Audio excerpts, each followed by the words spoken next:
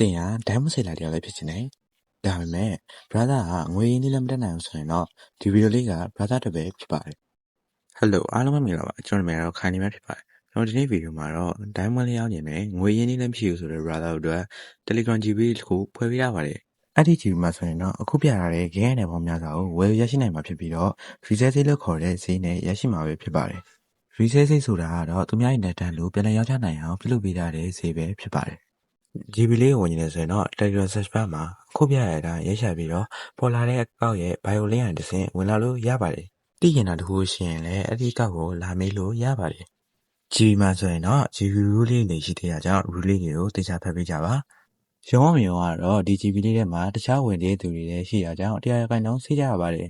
။ဒိုင်းမွန်လေးရောက်နေတယ်အရင်နေ့လည်းမရှိဘူးဆိုတဲ့ brother တို့အတွက်ဒီ GB လေးကိုလာခဲ့ဖို့ဖိတ်ခေါ်ချင်ပါတယ်။ကဲအားလုံးကျေးဇူးတင်ပါတယ်ဗျကျွန်တော်ခိုင်နေမှာဖြစ်ပါတယ်။